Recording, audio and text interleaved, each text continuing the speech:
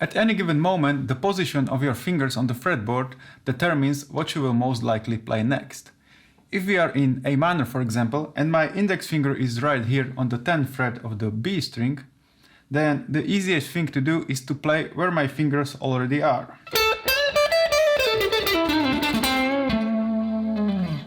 So the key to developing fretboard freedom then is to know where your root notes are and then being able to connect them musically so the whole fretboard becomes a web of interconnected trails. So in this lesson I want to show you 3 exercises that will help you to do just that. This whole concept is so easy to understand that once I've learned it, it completely changed the way I see the fretboard. And it doesn't only help with visualization, but what is more important, it will improve your playing almost immediately as well. In this lesson I will show you all the basics that you need to understand to develop the fretboard freedom. But since there is a lot we need to cover, I won't go into details about how to practice it. So for that, check out the link in the description box below, where you can access these next lessons for free. But do that only after you watch this one, otherwise it won't make much sense. With that out of the way, let's get going. If you are still watching this video, you are probably struggling with fretboard orientation. And I know this feeling all too well. For years I was lost on the fretboard. It just didn't make much sense to me. I knew fingerings for different scales, I knew my arpeggios, I had few licks under my fingers, but it all felt quite disconnected. It just didn't flow together. And as I was learning more, it only got worse. The more fingerings for different scales I've learned, the more confused I felt. And I was thinking to myself, how in the hell should I make sense out of all of this? And it was a very painful part of my guitar journey, but I was not willing to let go until I cracked this. Watching my guitar heroes play, it was obvious that they knew how to do it, so there must be a way.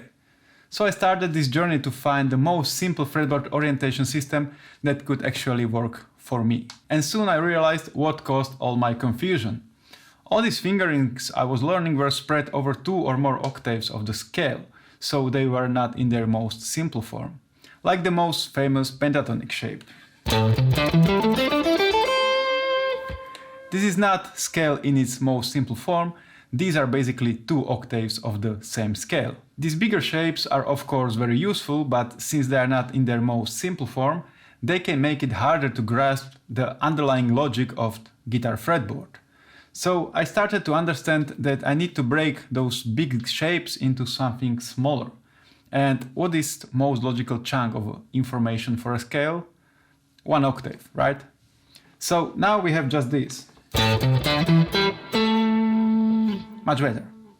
But we can make it even more simple if we want to get to the core of it all. If we understand that any scale is just a bunch of notes within 1 octave, we can start building our fretboard freedom from the most simple piece, and that is an octave shape. Basically a shape that connects 2 root notes. Once we have those, we can start filling in the gaps. And the best part is, there are just 2 octave shapes that you need to know. I told you, it's going to be simple. If we start with our index finger on the root note of A, so here on the 5th fret of the E string, we have the next root note on the D string on 7th fret. So this is the first shape. I call it R shape because all the fingers are on the right side of the root note. Now I can use the same shape starting here on the 12th fret of A string. It's the same shape. If we start on the D string, the shape looks like this. We have to adjust it. Because of the nature of the guitar, the B string is tuned differently than other strings. Without going into details, all we need to do is enlarge our shape by 1 fret. So it's same shape, just a bit bigger. So our next root note is on the 10th fret of B string. And this same shape we can use if we start on the G string on the 2nd fret. So our next root note is on the 7th fret of E string. So these are all the R shapes, all shapes that go to the right. And then we have the L shape, or shapes that go to the left. If again we start on the 5th fret of E string, but this time we start with our ring finger or with our pinky, our next root note will be right here on the 2nd fret of the G string. And as you can see, all my fingers are going to the left from the root note, so therefore we call it L shape. Once again, we can try it on other strings. Starting on the 12th fret of A string, it would look like this. The next root note is on the B string on the 10th fret, okay? And this is the same shape that you know from your basic C chords, okay? These are Cs, so if you move it right here, these are root notes for, right now it's A's, okay? And starting on D string, it looks the same. So that's all. For the L shape we have only 3 shapes. So now that we have all the possible octave shapes, we can connect them. If I start here at the beginning on the 2nd fret of the G string, here is my next root note. If I put index finger here, I go here on the 7th fret of D string. From here I can go here to the 10th fret of B string. From here I go to the 12th fret of A, and then I'm right at the beginning from 12th fret of A string to the 14th fret of G string, which was where we began, just octave lower. So if I do it a little bit faster, I go from here to here.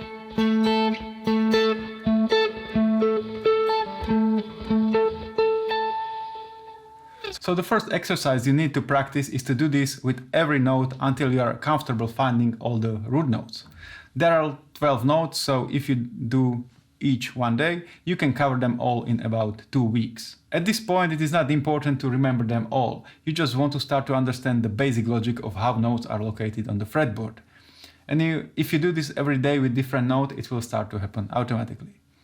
If you want to get the PDF file with all these octave shapes, you can find the link below in the description box. And this is the beginning of your fretboard freedom, because now you start to see how the basic logic of guitar fretboard works. Once you are comfortable with root notes, let's fill in the gaps. We can take any of those octave shapes and fill it with any scale or arpeggio you want. But since we want to start with the simplest things first, let's do A minor pentatonic. I'm sure you know how to play the first fingering of A minor pentatonic. But now we know that it is not one shape, but actually 2. We start with the R shape, and second octave is played with the L shape. You can see that these are the same octave shapes as before, we just fill in the empty spaces between the root notes. So these are the octave shapes, and this is once we fill them. And with these 2 simple shapes, I can play A minor pentatonic anywhere on the fretboard. I can use the R shape on the 12th fret of A string. I can use it on D string. Don't forget to move everything on the B string, 1 fret to the right. And I can use the same shape on the G string. So basically, this is all one shape, okay?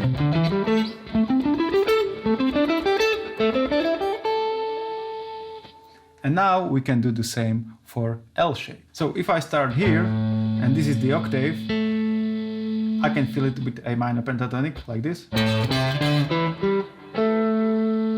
I can start on the A string, this is the octave. I can start on D string. You know this shape, right? And I can even start on the G string. And the octave is here. Since we don't have any higher string, we have to move horizontally. So this is basically your second exercise.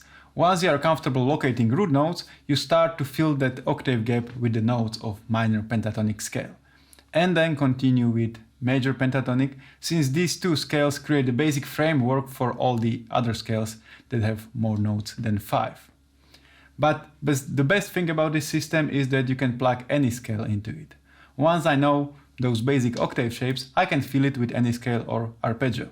So, like for example, I can start here on A and I can play A major scale. So this is the right shape. I can see the octave. I can do it here. Or I can go to the left side with the L shape. Okay? This would be too much to cover all in one video, so you can examine it on your own, or you can check the description box below for a free lesson that will show you how to practice all this. But there is one more exercise I want to show you. And this is where it gets very exciting, because now you can see how all this fits together to unlock the whole fretboard for you. Here is exercise number 3. Once I know all the shapes for A minor pentatonic and I can see all the root notes on the fretboard, I can start here on the 2nd fret of the G string and work my way up musically on the neck.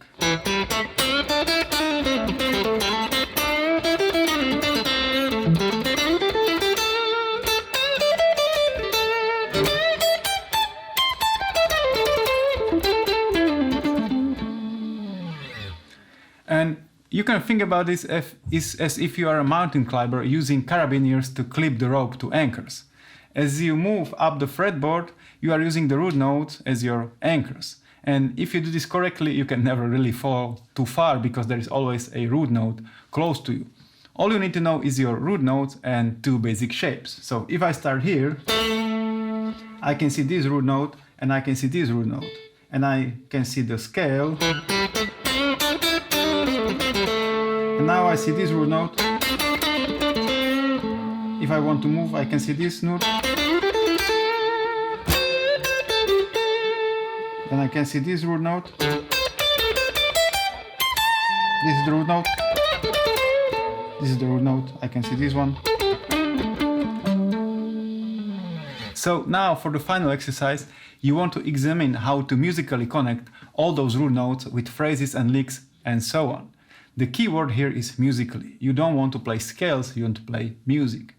And each time you move up or down the fretboard, you just anchor yourself to the next root note that makes the most sense based on the position of your fingers and what you want to play. Of course, you need to practice all of this because it needs to become a second nature to you. But it is very doable, and I hope that now you can understand how this can be accomplished.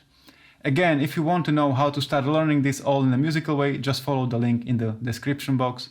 Thanks for watching.